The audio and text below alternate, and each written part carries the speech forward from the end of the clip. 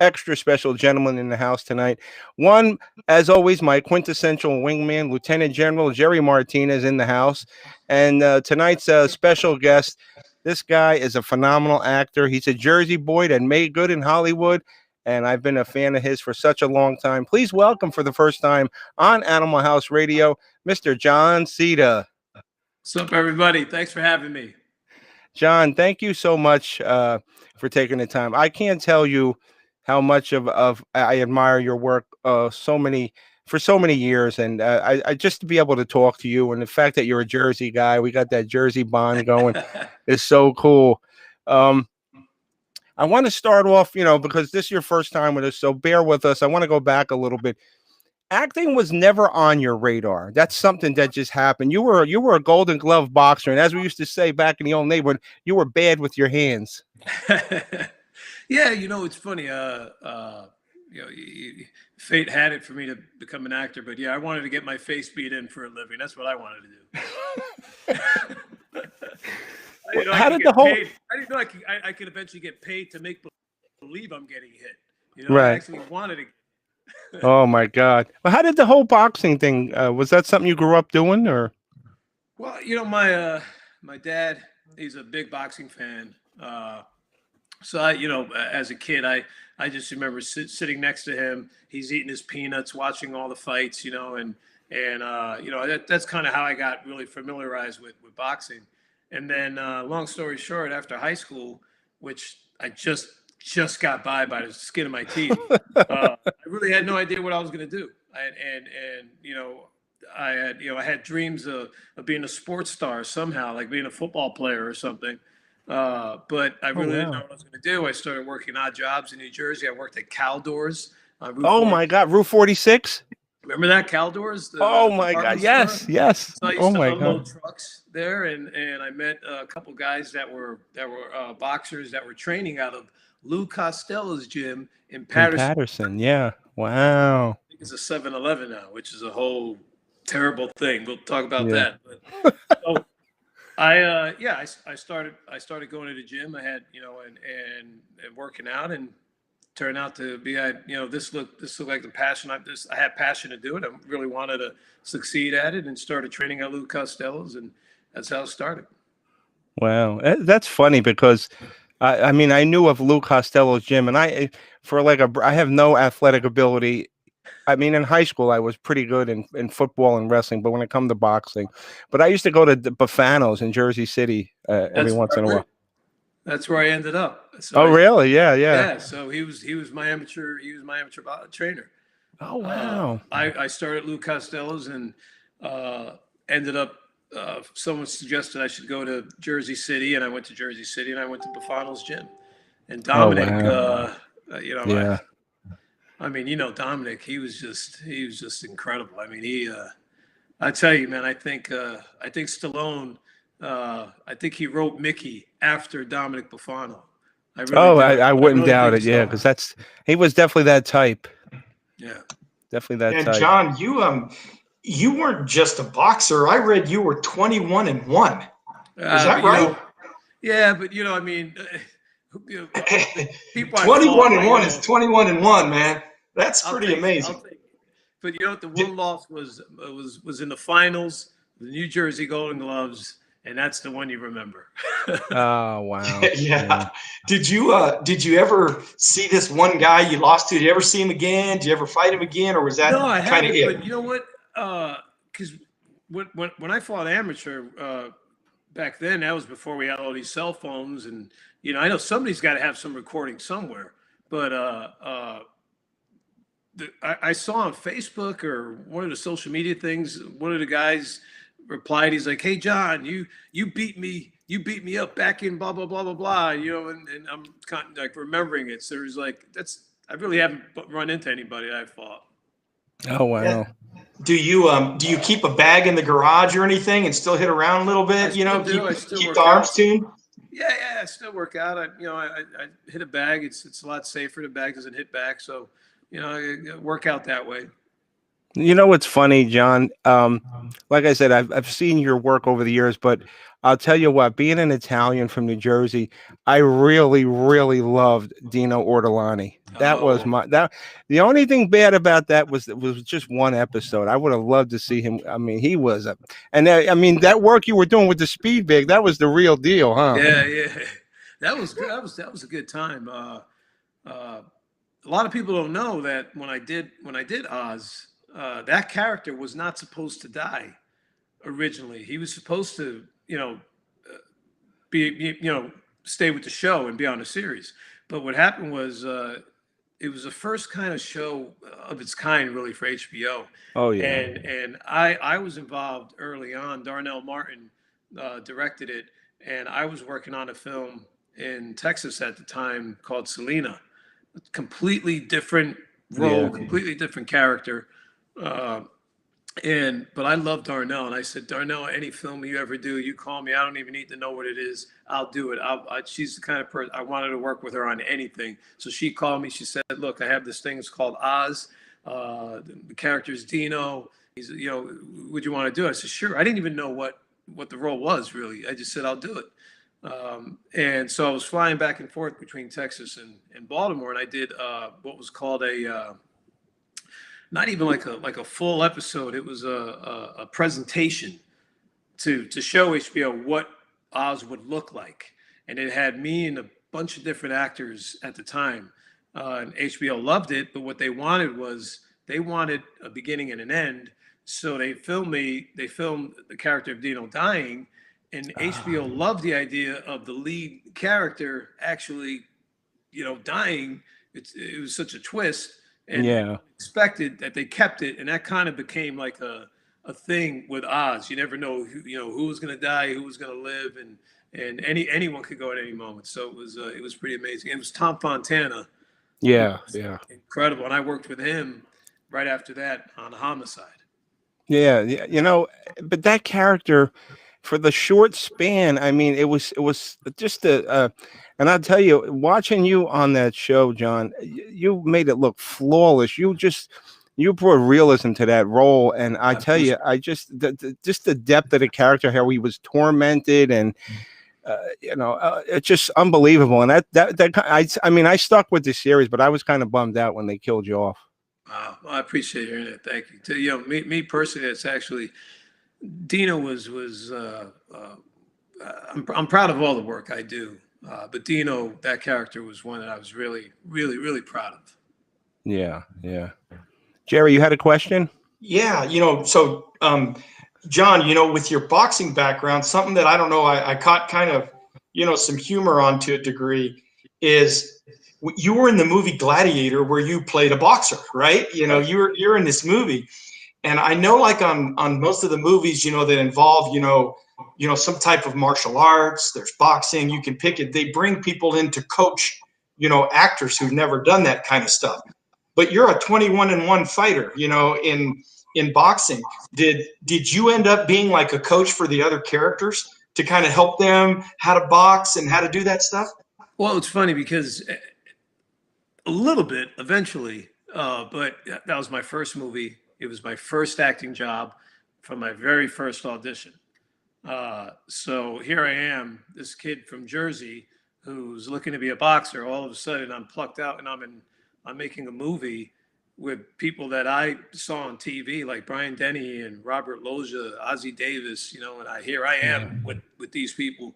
And what was interesting was I was training as a boxer to hit.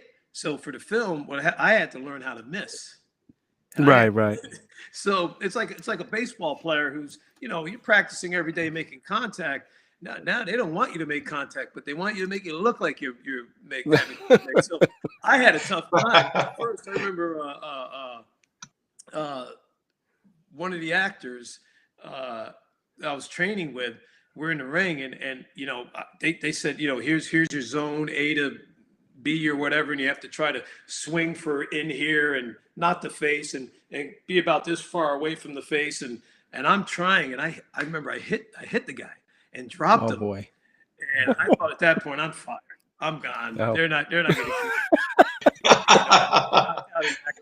on the show. Right. But you know, it was incredible. I got to work with you talk about an amazing and stunt coordinator Benny the Jet Urquidez. He did Yes, Roadhouse, amongst many different films. This guy was, I believe, he retired undefeated, like 77-0 or something like that. Kung champion, martial arts champion, kickboxing champion, excuse me. And he was the guy I learned from. So he was my sensei. So I went from Dominic Bufano to having a sensei in Benny Urquidez. And Jimmy Nickerson was also the stunt coordinator. So you know, I had to learn from them, and I was this kid, man. I also seeing money in life. I'm doing this movie. I'm thinking they could have paid me $1,000. I would have been. Well, that's amazing. right. You know, Yeah. paid me a good amount of money. I couldn't. You know, I spent it on a brand new car. Here I am with these guys, and they had to keep me in check. I was a 20-year-old turning 21 on that film in Chicago.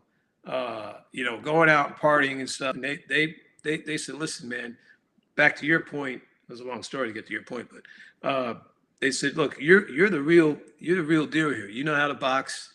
We need you to be a captain. We need you to lead the other actors when, you know, into this training. You know, you got to get your head on right, or you're going to lose it. You're going to lose this film. So they you know, they helped me mature really quickly, and I took that lead and ran with it. You know, and it was like a family. It's just an incredible experience. Well, that's some great mentoring. That's really cool that those guys did that for you, because you know, you don't know how it might have turned out long term, right? If you had blown the first gig, you know, and they helped you understand and made you the great success that you are. Yeah. John, when they came to you with this, I worked with them again almost 10 years later on another boxing film called The Price of Glory. Yes. And to see them again after, like, I don't know how many, it was 10 years, I think, was incredible, you know, and Benny, one thing he said to me, which was so, as an athlete, you know, wanted to be a boxer years ago, and all of a sudden my life changing, and now I'm an actor, which I'm thankful for it. But you know, you always question, like, wow, how could I have done if I would have been a professional boxer for 10 years? Would I be a champion? Would I have gone far? Would I have, like, had one fight and got knocked out and been brain dead for all I know, right?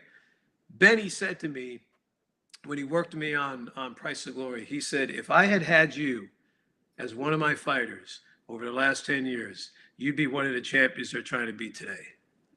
Wow. Oh, wow. What a compliment, man. Now, that's really cool. If that's true or not from Benny's mouth to God's ears, but I'll take it. You know. Well, under his tutelage, it might have came true. Oh yeah, man. That's a great story. Hey, John, when they came to you with Gladiator, were you like, well, I'm not an actor. What do I know about acting? Were you excited to do it? Well, I was at the time. It's funny because my mom kept saying, you know, when she knew I was taking boxing serious and I wanted to be a boxer, she was like, look, you have to do something, have something else to fall back on. So they want you to be doctors and lawyers, right? No, you ready for this? She's like, why don't you take acting classes with your sister? Your sister's going to these acting classes in New York. Why don't you go with her, just so you can have something to fall back on? Boxing or acting? Two of the toughest things that you could ever get into. But my mom knew something, and I started going to the school. It's called the Weiss Barron Acting School in New York. And Rita Litton was my teacher. She's still there. And I was going there just to please my mom. I was boxing, but she saw something in me that I didn't see. You know, she said, she kept telling me, you have a natural gift. You need to take this serious, and you can go places with it. And she eventually got me hooked up with a manager, and the manager got me my first audition, which was what they call a cattle call. Oh, yeah. Yeah. So it was like around the block in New York, and everyone who's online hoping to get a shot. And I remember it was, I think there was a football game on, and I wanted to go home and watch the football game, and I was online for like 3 hours, and I was like, I don't know if I want to stay here. I want to go home and watch the football game. If I made that decision to leave that line, I might not be here right now. So, wow. And eventually got in, and you know, I had no idea who the director was at the time. It was John Avildsen. Oh, wow. Yeah. And he just told me, he said, let me see your shadow box. So I knew I was going to look good because I was a boxer at the time. So I shadow box and that looked good. And then he said, look, because he had given me some lines to read, and I had him prepared to read. He said, don't forget the lines. We're going to do a little improv. He said, you're the leader of a gang. You went away, and your second in command let this other guy into the gang, and you're not happy with that. Take it from there. And he had another actor reading off camera, and we just improv. And I just came out with whatever came natural to me at the time, Right. Right. and, and it happened. I ended up getting a movie. Wow. Well, let me ask you, John. I mean, that was your first role. When is it that you personally said, hey, I could do this? And when did you catch the bug in acting? What project were you working on? Wow, that's a funny question because my wife she would love to answer that for me. Because it was it honestly it took years.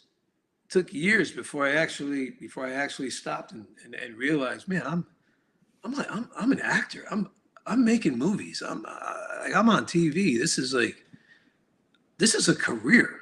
I have a Yeah. career in acting. And I'd say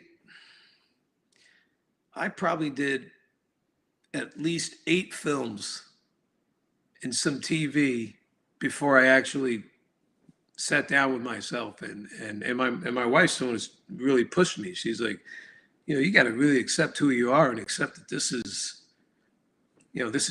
your life, because I didn't. It was tough for me because no one before me in my family is an actor or actress. No one's in the entertainment business, so I really didn't have anybody to kind of model after or look at or ask questions. I kind of just on the job training. I happened to fall into it. I have the gift, but it's kind of like figuring out how to really grow with something that you weren't searching for. So it took a while. I'd say it took probably I say like I did about 8 films before I finally really accepted that this is my career. Wow. Wow. I'm sorry, Jerry. Go ahead. I know you had some. No, I want to ask you. I just can't stand it. There's a couple movies I just got to know more about here with you. And one of the hard things about acting, in my mind, and I'm not an actor, would be if they give you a script, these writers give you a script, and you go through it, and it's an imaginary tale. You can make that person be who you think it needs to be as an actor. That's your skill. But when you have to play somebody who really existed, somebody who really did something, now you're in a whole different world because you've got to have that Hollywood drama and the things that you need, but you've also got to do that person right and portray them in a certain way. And I think probably one of the most powerful roles you ever played, in my humble opinion, was in the movie Selena. Where this tragedy, this tragedy was real that occurred, and it affected the music industry. It affected fans all over the world. It affected the Hispanic, Latino communities big time, who just relished and loved this young lady. And then you play a role where you're her significant other, and you battle with the family to be accepted, and you become really close to this person. And then, of course, we know how it tragically ends. And not only were you in it, but you won, I think, from the Alma Awards, an outstanding actor in a feature film. You won an award for how well you played that role. I was curious what that was like to play something that was so real, something that ended tragically, and did those emotions, follow you on the set when you were doing this movie? Thank you for that. Yeah, that was quite an experience. That's one will stay with me forever. I portrayed Chris Perez in the film, who I'm still really good friends with today. Yeah.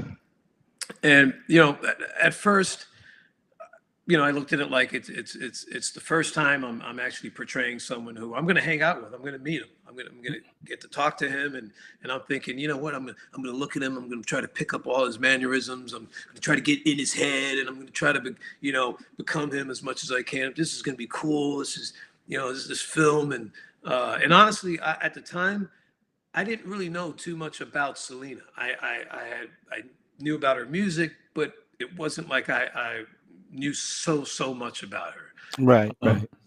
so I met with Chris, and we hit it off right away, and we have the same taste in music. I see you have an Iron Maiden shirt. Chris is a big heavy metal Yeah, head. baby. I'm a Yeah. Judas Priest, Maiden. So we just started talking about music, and Chris is, as you can see in the film, he's an amazing guitarist. But so I thought it was just, hey, it's a film. It's going to be great. I'm going to go down there. But it hit me one night. I was in Chris and Selena's house, and I went to use the restroom. And when I went to the restroom, I'm washing my hands, and next to the mirror, Selena had put this little, those little tags that you see in the store. You can put the price tags, Oh, little yeah, yeah. red Yeah, piece. yeah, absolutely. She had put a piece by the mirror, and it says Chris and Selena forever. Oh, Right. wow. And I remember I looked at that, and he's in the other room. Just when I met Chris, he was at his worst. He kept the blinds closed in the house. Oh, wow. Yeah. Just very, just sad, very sad. And I looked in the mirror, I looked at myself, and I realized at that moment, this is more than just a movie. This is more than just, what it's going to do for me or potentially do for me. And Right. I made a promise at that point on. I said, I'm going to do whatever it takes. I'm going to all my power to try to show the love that they have for each other, and whatever that meant. And I was going to try to do it as best as I can and be as loyal as I can to Chris. And we were like this about the whole time filming. I stayed with him. I met him at his worst, and I had to play him at his Right. best. So I had to go backwards to see what and play what caused him to get to where he was. Would you say that was your most challenging role?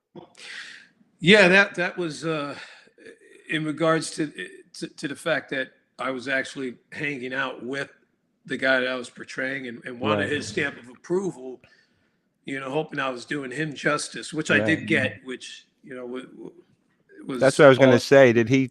How was, I mean, when you're hanging out with the actual person that you're portraying, is that easier, or does that set the bar higher? Because now there's no room for failure here. Well, it was the only time I did it, so I learned a lot. We're still good friends. Cool.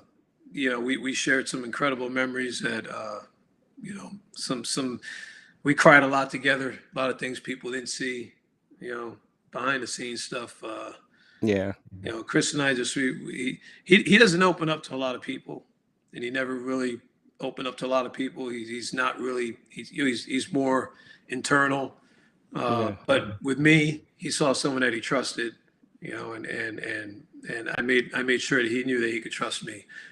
So it was incredible, and Selena was just such a incredible talent and just a beautiful person. Yeah. And her music still lives on, and she's still touching people to this day, and she's still getting more and more fans. She loved her fans. Oh, Well, absolutely. John, you should be really proud of that role. I mean, Thank you. you honored that family. You honored Chris, you honored Selena, and it really takes a special kind of acting to do something like that. And it's clearly that the rest of the world loved the job you did too by you winning that outstanding actor. I mean, that's a hell of an award, and you did it in a very special way. So my congratulations on that amazing accomplishment. Thank you. Absolutely. Absolutely. John, I wanted to ask you, I know I mentioned before, but Jerry served our country as a lieutenant. He was a commander for the U.S. forces in Japan. I know he's modest, but I like to brag about him because to me, you are both heroes. I mean, you're a Jersey boy that made good, and not only are you a role model for, well, listen, he's a hero and you're a hero because you are a not only for Latinos, you're a role model for everybody. Because I mean, it's just seeing your work and what you do is just amazing. And And especially for you know, I don't know about you, but a lot of people from Jersey get a bad rap. They either think you're in the mob or you're part of a cartel. You know what I'm saying? Right. But you did play a hero. You played Sergeant John Basilone in the Pacific, which is a great miniseries. What was that like, having to play a soldier? And that's going to lead me to my next question. When you have to play a specialized role like that, what do you do? Do you do your own research, or you go by what the directors and the producers want of you? Well, thank you for those kind words. And you know, that was another one that, I mean, the Pacific was just, first of all, it was such an honor to even be a part of it, let alone play, portray John Basilone. But I remember when I got the script, something in me, right? When I read it, I just, I felt like I was meant to play him. I just You felt instantly connected with the role. I felt like this is something meant for me to do, and I kind of went through the process, auditioning and got to screen tested in front of Steven Spielberg and Tom Hanks and Tony Toe and Gary. No Getzman. pressure there. No pressure, no, yeah. But I think I did. I left the room thinking, look, I don't know if I hit a home run, but I know I didn't suck. So it was pretty good. I think I did good enough that even if they didn't want me, maybe it'll be for something else down the road. I don't know. Right. I really felt like I was meant to play this. Time went by, and I had heard that they were going in a different direction, and it wasn't going to go my way. So I said, "Oh, that's strange." I really thought I was meant to play this role. So just when I'm thinking, okay, maybe it's over, I get a call from one of the producers saying, "Listen, we liked you so much. We wrote this role for you. It's only 3 episodes. Would you still be willing to come out and do it?" And this was for the Manny role, which John Bernthal ended up playing. So I said, at the time, I looked at it like, it's Steven Spielberg, Tom Hanks, it's the Pacific. We all know how Band of Brothers was. So Right. For me, it was like being a part of Star Wars. I don't care if I'm a stormtrooper, you don't even see my face. I want to be part of it just to say, look, Yeah. it's in Star Wars. It's going to be an amazing experience. So I said, heck yeah, I'll do it. I said, I know this Pacific is going to be amazing, and it's honoring our brave men that served. And for me, it's a no-brainer. I want to be a part of it. So I flew out there, went to boot camp with everybody, and it was at boot camp where then I had a producer come to me again, and for whatever reason, he said, "Look, we're making a change, and we want you to play Basilone." Oh wow. And I remember, I was kind of shocked, and I said, "But wait a minute, but what about the other guy that you were looking, that he's here at boot camp to play Basilone?" They said, "Look, they just said, look, we really want you. We're hoping you'll say yes. If not, we're going to make a change anyway." And so I just said, "Look," I said, I remember I said to him, I said, "Why me? Why me?" And they were just like, "Look, we really feel you're the guy." And I remember I said, inside I kept saying, "Well, I knew I was always meant to play him. I always felt like I was." But even then, I didn't realize the enormity of Basilone. Right. We had, you talk about the backbone to the Pacific and Band of Brothers is Captain Dale Dye and Warriors Inc. His Captain Dale Dye is a technical advisor, and he had real sergeants and real corporals, lieutenants, that were in command of us. So to try to get us, first of all, to even look as close as we can to representing Marines the right way. you know, if he could have had us for a real full Marine boot camp, he would have. But he only had a couple of weeks to try to really work us into looking decent, you know. And all of us that showed up at the boot camp, nobody. He was like, you're here. You're not Basilone. You're not Lucky. You're not this guy. You're not that guy. You're all a bunch of morons. You're here, and you're worth nothing. And you know how that goes, right, Jerry? So he's like, you know, I know that life. yeah. So we had 2-man hooches out there in Australia, and he put us through these rigorous routines, and just, you know, I was leading a machine gun unit, you know, and so, you know, doing everything we had to do to learn the ins and outs of the machine guns, because John Basilone was amazing with the machine guns, you know, and just the camaraderie, I think, was the most important thing that at least I took, and I know many of us took from being out there, was just how we relied on each other, and we just, you know, trusted each other, and became a family. Wow. And that was before we even started filming. We went through all this stuff, and it just got us in the right headspace, and we kept that throughout the whole time that we were filming, you know, and we kept that whole boot camp mindset the whole time. And that's you know, hats off to Captain Dale Dye, and you know, my Sergeant Garcia. He was my machine gun sergeant. He was incredible. So, you know, I remember one of the corporals came over to me at the time, Corporal Bunch. He might kill me. Maybe he was sergeant. He'll kill me for that. But I think he was corporal at the time. But he came over and he said, he's big, he's huge, his muscles out to here. I mean, just huge, you know. And he comes over real serious. He looks at me, and says, "You know who you're portraying, right?" I said, "Yes, Corporal."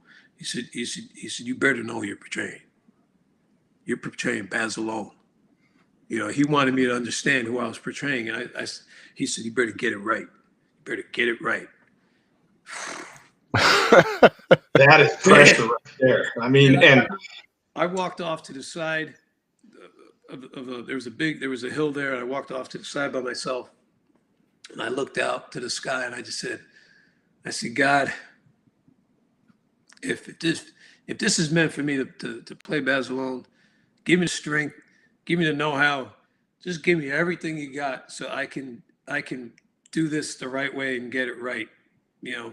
And from that moment on, it just, you know, I gave everything I could, and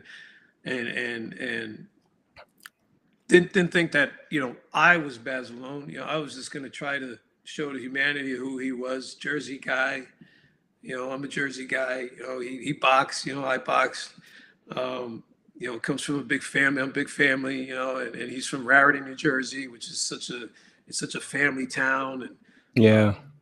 you know, so I just wanted to do my best to show who he was from the best that I could do, you know, and at the end of the day, I had hoped that he's looking down at me going, "Look, you're not me. You don't even come close, but you did a good job." You know, that's all I can hope for.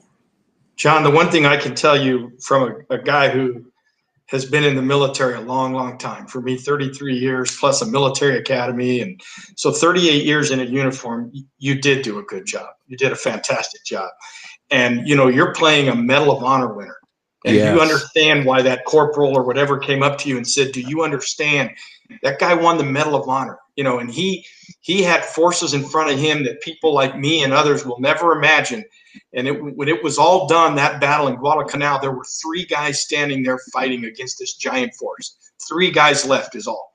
And, you know, that's a hero. And so I really thank you for portraying him and doing what you did and making the military look so good. And more importantly, just showing everybody this true hero and what he did. I really thank you. I appreciate it. Thank you so much. That means a lot to me, seriously.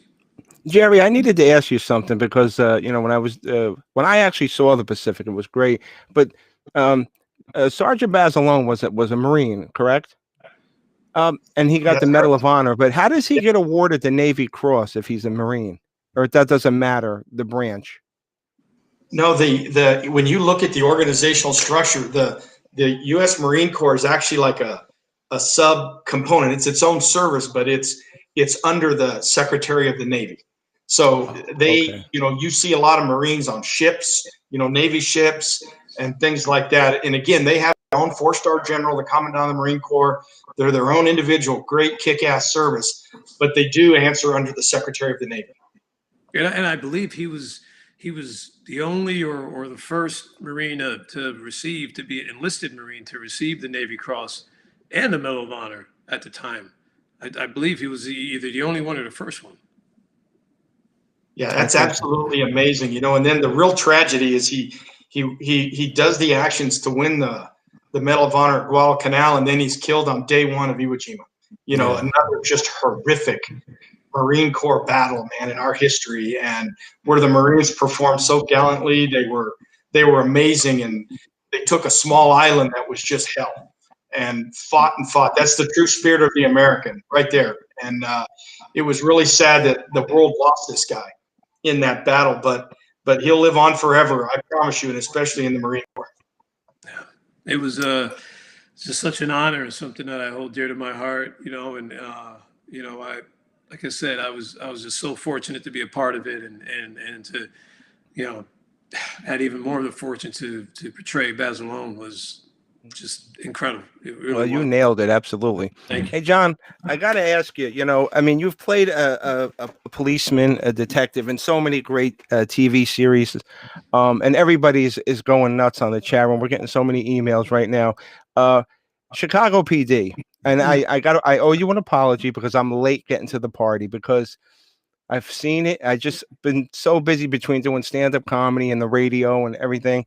I never sat down and watched it, but now thanks to COVID-19, I started binge watching. Like I started from season 1 and I just finished season 5 where they killed off Olinsky, and now season 6 coming in.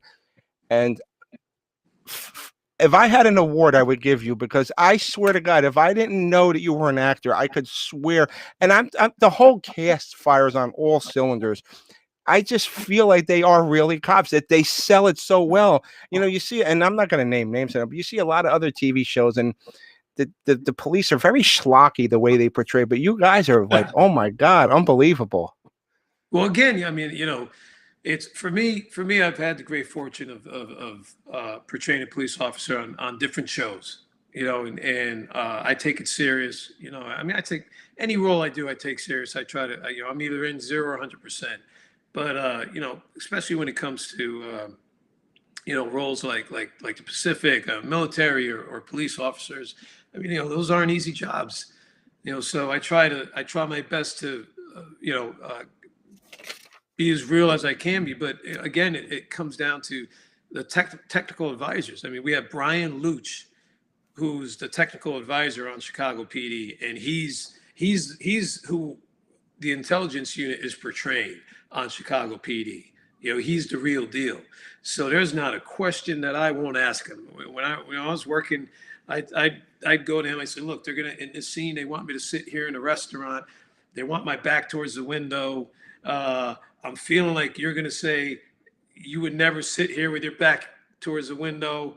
Should I tell the director I shouldn't sit like this because it doesn't look like, I don't want any police officers watching this show to go, what's he doing sitting like that? We would never sit like that if we went into a restaurant with our family. We would never sit. So simple questions, you know, like, what about this? If I'm coming in here, should I slice the pie this way, that way? You know, where am I looking? Where's my threat level? This, I mean, we ask him every single question. And Brian Luch he'll demonstrate how he thinks you would really approach a certain scene, or you know, at least physically or tactically, and you know, we try our best to, you know, put that with our acting and the emotions and try to make it seem as real as we can. Yeah. I mean, now with that role of Antonio Dawson, did you audition, or did they say we want you automatically? Yeah, I got a call from Dick Wolf about the role. I was on another show at the time on HBO called Treme, Treme, yeah. completely different character. And I got the call My manager said that, Dick Wolf was calling. He has this role calling Antonio Dawson on Chicago Fire. Wanted to see if I would do the role on Chicago Fire. And that's how it happened. It's like Dick Wolf calls, and I said, "Yeah, man, I'll do it." He calls you go. Yeah, so I was doing Treme and Chicago Fire at the same time, and then they came to me after a few episodes and said, "Look, we're thinking about spinning you off into a show called Chicago PD and starting a show called Chicago PD." I said, "Cool, let's do it." Wow, And that's how it started. unbelievable. I mean, and then just the show itself. I mean, Hank Voight. I mean, this guy is like Ray Donovan with a badge. Yeah, yeah. But I mean, and it's like, it's almost like taboo because it's everything you're taught not to do, but it becomes like say. But in the end, I look at him as like a flawed hero. You know what I'm saying? He's not perfect, but and this just came out in one of the older episodes, season 5. He's like, you know, the guy was saying, "Well, you've hurt a lot of people." He goes, "Well, I've never hurt innocent people." So I guess he justifies his tactics, but it's a phenomenal show, and I'm right up to season 6, and I'm watching the new ones now. Unfortunately, you're no longer with the show. Have we seen the last of Antonio Dawson, or is there a possibility we can? Well, I mean, he didn't die, so I don't know. Never say never, right? Never say never. No, I've learned that for sure. Yeah. Hey, John, can I ask you a question going in kind of a whole different direction here? My understanding is I think you guys have 4 kids. Is that right? That's right. So what's life been like in this new Corona, world where I don't know if your kids are home all the time, but depending on what state you're in, they're home. Some go to schools. That has to be like a serious game changer. Yeah. I was curious what 4 kids who usually have not been home, what that's like now for your family. Yeah, I mean, the good thing is at least my kids are older, so I can escape if I need to. We can go out and stuff. But yeah, they're all home, and it's a crazy time for everybody. You just got to adjust and keep moving, right? Keep moving forward. But it's like being on a boat, for a long time. Some days you love everybody, some days you want to kick everybody off the boat. Yeah. But at the end of the day, I always tell them how fortunate we are, and there's so many people that have worse situations, and we count our blessings, and we're all together and healthy, and it's great. It's great to have family. Hey, could be alone. Right. Yeah, absolutely. I agree. We've been the same way. And have you had to do the dad duties, of like all this online schooling? It's difficult, for some. Me do the schooling stuff? Yeah. No, not your role. My wife. Okay. My wife. Yeah. I go by my daughter's computer. And I'll say, "What are you working on? What are you working on? Let me see." She's like, "Oh, I'm doing this thing. It's you see if we add this and put this here and do that." I'm like, "Okay, great. I'll go get your mother." That's so funny. Was it a rough adjustment for you, John? Because you were super busy doing TV, movies, to just during this pandemic. I mean, how are you personally coping with it? I mean, honestly, I mean, I have my ups and downs. It's you have that sense of like, okay, well, it's going to be all over next week, and then that week comes in. All right, it's the middle of next week. All right, what's and Hollywood is kind of changing and finding its way of how it's going to come back or how it's coming back. And then it comes back, then they take 2 steps back. Yeah. Like the rest of the country, really. So it's, for me, it's just, kind of hanging back. Look, I've had almost 7 years really of a TV show with Chicago Fire and PD, and that was great. It was a good run, had a great time. So for me right now, it's almost like a time to stay home and reflect and just be with the family. And I get to be daddy, get to be try to be the best husband I can be, and we'll see what comes down the road. Absolutely. Now, Jerry, one thing I always like to reiterate for these people, even though they call you guys heroes and the people that served under you, I always like to leave this to you. Explain to him the importance of how um, his movies and his shows benefit our servicemen and women. Yeah, absolutely, John. One of the things that I always like to do whenever I talk with any of the folks in Hollywood, or I get the great opportunity to meet them, is I really sincerely like to thank you for the service, the entertainment, what you provide for men and women all around the world. And I don't know if the people in Hollywood really understand that, but we get sent to some pretty far away places, some pretty lonely places, and frankly, some places where you see and do things that you don't wish on any individual. And one of the coolest parts of all of that is being able to just have that hour or two. And I apologize for the barking dog in the background. It's the worst thing on live radio. This is what the Corona thing. But the bottom line is that we get to thank you guys because we have that hour or two where you're just away, in a hooch somewhere, and we get to turn on great programs like AFN, and we watch entertainment. And what it really does, I mean, no joke, man, for that hour or two, you slip out of that dark place you're at, and you just get to feel like you're back at home. Like you're watching TV and you're enjoying your favorite shows. And I'm a sports guy, so any sports things that I can get, there's all kinds of I think there are probably bootleg drives out there. I'm not sure that you can get on the computer, but you can go back and watch, Chicago Fire. You can watch Chicago PD. You can watch all these great things, and it really is just a nice thing for men and women when you're deployed. So my thanks to you for putting that art out there, for doing what you do, for putting the entertainment for the men and women around the world. And I know it's for more than just them, but I want you to know that we greatly appreciate it. Thank you so much. Really, thank you. That's incredible. Thank you. Absolutely. And John, I thank you. I know we kind of ran long, but you've been a hero of mine. Being that you're a Jersey guy and how you made such yourself into a role model, successful, and I admire your work. And if you ever come to New Jersey, I'm in Tom's River. I'm still here, so come down the shore anytime. You're welcome.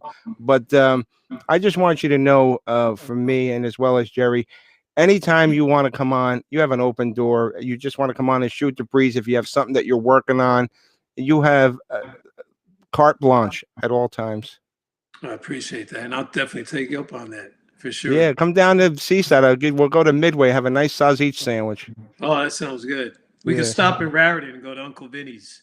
Yeah, you go. One of my favorite places in Raritan, Uncle Vinny's. Oh, I got to try it now. See, but John, before we go, would you do me one small favor?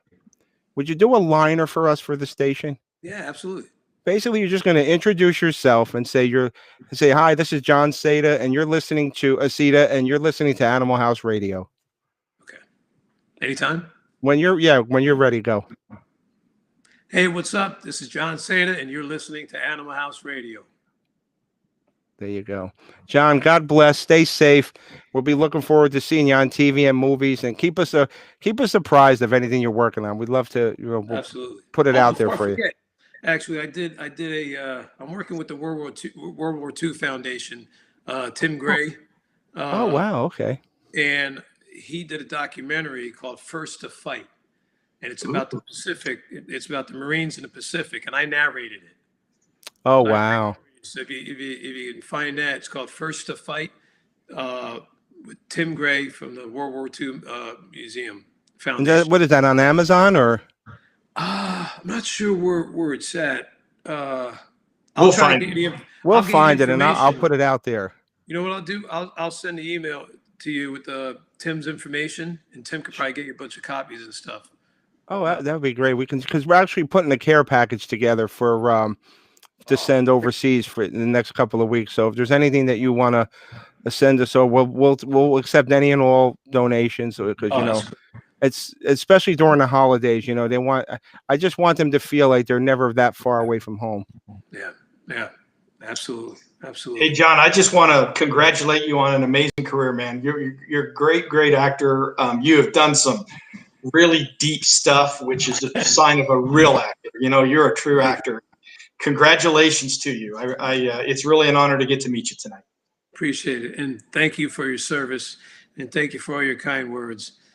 And man, just you, sir, are amazing to me.